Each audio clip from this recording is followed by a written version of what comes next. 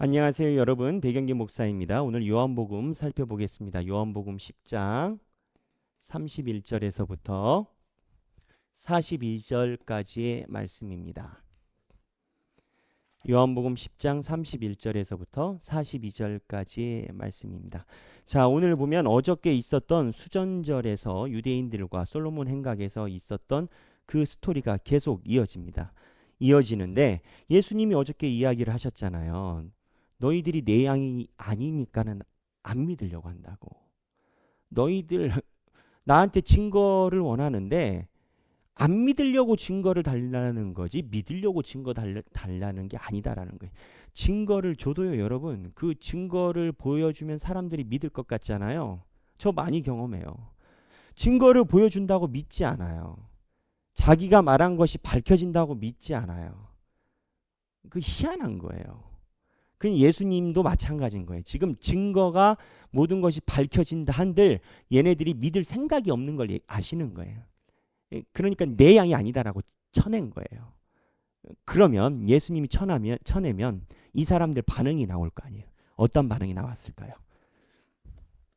예수 보고 신성모독이라고 합니다. 33절. 아버지와 내가 하나다. 예수님 양들에게 보여줄 수 있는 메시지를 전했어요. 그랬더니 이 사람들은 이걸 가지고 트집 잡아요. 네가 하나님과 하나라는 거냐. 여기에 두 가지가 있어요. 역설적으로 예수를 반대하는 사람들이 예수의 맥락을 정확하게 이해한 거예요. 신성모독이라고 얘기를 한 건 예수님이 하나님과 내가 하나라는 그 메시지를 잘 이해를 한 거예요. 근데 안 믿어. 예수님이 말하는 의도를 오해한 게 아니에요. 어쩌면 아무것도 모르고 따르고 있는 다른 무리나 군중보다는 이 사람들이 더 똑똑할 수도 있어요. 지금 신성모독이라고 그거를 꼬투리 잡아가지고 예수님한테 이야기를 하는 거예요. 그러니까 예수님이 이 신성모독에 대한 반론을 이야기를 해요. 어떤 반론을 이야기를 했을까? 이거 중요합니다. 바로 열매를 이야기를 해요. 예수가 하나님의 일을 한다라는 거예요. 봐라, 내가 안진뱅이나 저는 자도 살리고 맹인 그뿐만 아니라 나로 인해서 하나님을 믿는 자가 많다라는 거예요. 내가 하나님의 일을 하지 않는다면, 너희들이 말한 대로 신성모독이라면 하나님의 역사가 여기에 왜 나타나느냐라는 거예요. 그러니까 이런 거죠. 봐라, 교회에서 하나님의 말씀과 진리가 홍수처럼 흘러가고 있지 않느냐. 하나님의 말씀을 바라보고 있는 하나님의 양들이 눈에 보이지 않느냐. 내가 말할 때 하나님 앞에 세례 요한에게 세례를 받고 그리고 돌아오는 영혼들이 있지 않느냐. 너희들이 말한 대로 내가 신성모독이고 마귀의 자녀라면 저 사람들은 하나님한테 돌아가는 거 아니냐. 그러면 그 열매를 보고 나를 알아야 되는 거 아니냐. 이 얘기를 하는 거예요, 예수님이. 근데 바리새인들은 이게 전혀 안 들어오죠. 왜냐하면 이 사람들은 이 열매가 전혀 안중에도 없어요. 예수님의 사역으로 늘어난 열매는 전혀 자기네랑 상관이 없어요. 바리새인들이 이야기하는 걸 듣냐 안 듣냐의 차이인 거예요. 그래서 예수님이 어떻게 되냐면 예수님을 잡으려고 했는데 예수님을 못 잡습니다. 하나님의 때가 아니니까 못 잡아요. 그래서 39절에 예수님이 그 손에서 벗어나요. 그리고 어떻게 되느냐. 그 다음이 아주 묘해요. 40절에 다시 새 요단강 저편 요한이 처음으로 세례 베풀던 곳으로 가사. 예수님이 세례 요한이 활동했던 그곳, 예수님이 세례 받았던 그 지역으로 갔다라는 거예요. 근데 이 지역으로 예수님이 어쩌면 피신한 거죠. 자기가 처음 사역한 처음 사역지로 피신한 거예요. 근데 그곳에서 있는 사람들은 세례 요한 이후로 예수님이 잠깐 왔다 갔잖아요. 그러니까 세례 요한 때문에 예수에 대해서 많이 듣고 있었던 거예요. 자, 똑같은 상황입니다. 세례 요한과 같이 있었던 사람도 예수에 대해서 많이 들은 거고, 지금 예루살렘의 솔로몬 행각에 있었던 유대인들도 예수에 대해서 많이 들은 거예요. 예수에 대해서 들은 것은 동일해요. 동일해. 물론 들은 색깔은 다를 수 있겠지만, 그런데 예수님이 이쪽으로 퇴각하고 나서 42절에 거기서 많은 사람이 예수를 믿더라.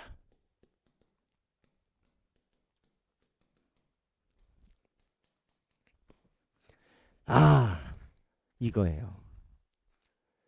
이 요한복음이 이야기하는 건 이거예요. 하나님이 준비된 씨가 있다라는 거예요.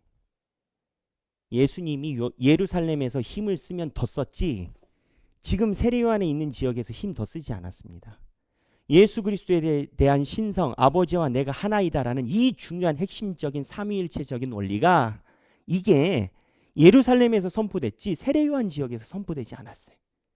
그런데 예수를 더 믿더라. 여기서 우리가 생각할 게 있어요.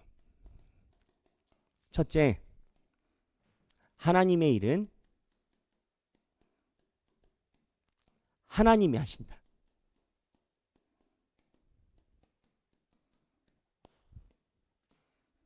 우리는 하나님이 결정해 놓으신 결과를 바라보고만 가면 돼요.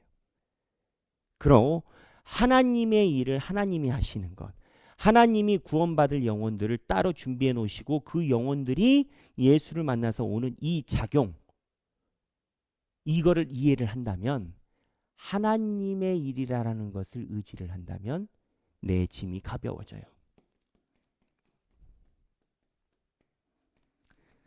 전도를 한다 해요. 아, 부장님은 저렇게 전도를 하고 싶어요. 근데 이 부장님이 전도가 될 듯 안 되는 것 같아. 속이 타. 그럴 수 있잖아요. 될 듯 안 되는 속이 타는데, 근데 이 속이 탈 때 걱정하지 말라라는 거예요. 그 부장님을 하나님이 부르시기로 마음 먹은 사람이면 하나님이 부르실 거고, 아니면 내가 인력으로 아무리 해도 안 올 거라는 거예요. 물론 세례요한처럼 예수님처럼 메시지는 전하지만 결과는 하나님 손에 있는 거예요. 그래서 한 주석가는 그런 이야기를 해요. 제 얘기 아니에요. 굳이 안 믿는 사람 붙잡을 필요 없다. 주에 그렇게 써 있어요. 하나님의 일이다. 예수님이 굳이 안 믿는 예루살렘 사람들을 붙잡으려고 노력하지 않았어요. 논쟁하고 퇴각했어요. 왜? 씨의 문제니까. 그리고 우리가 잊지 말아야 될 것, 힘들 때 하나님의 일임을 잊지 말아야 된다. 하루하루 하나님의 삶을 추구하는 여러분들은 힘들 때 내 삶이 하나님의 일이라고 고백할 때 마음의 평안이 옵니다. 여러분들이 회사에 계시던, 가정에 있던, 직장에 있던 여러분들이 하는 행위는 하나님의 일이라고 확신을 하신다면 주 안에 맡김받은 겁니다. 그러면 우리는 무익한 종이요, 우리의 노력으로 이루어지는 것 아니니 모든 결과는 하나님께. 그러면 마음이 가벼워집니다.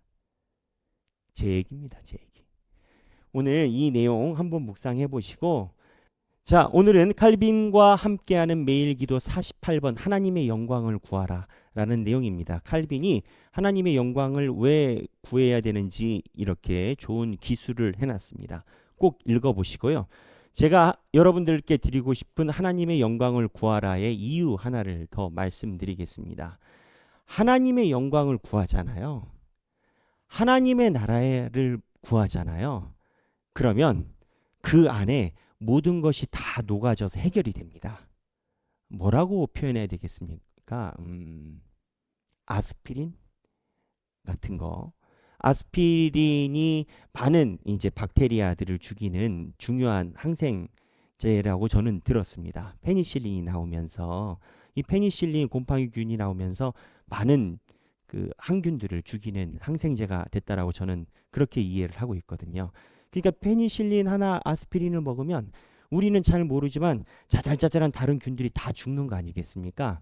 하나님의 영광을 구하라라는 이유가 하나님이 이기적으로 내 거를 구하라는 뜻이 아니고, 하나님의 영광을 구하면 그 안에 아스피린처럼 페니실린처럼 나머지가 다 녹아져 내립니다.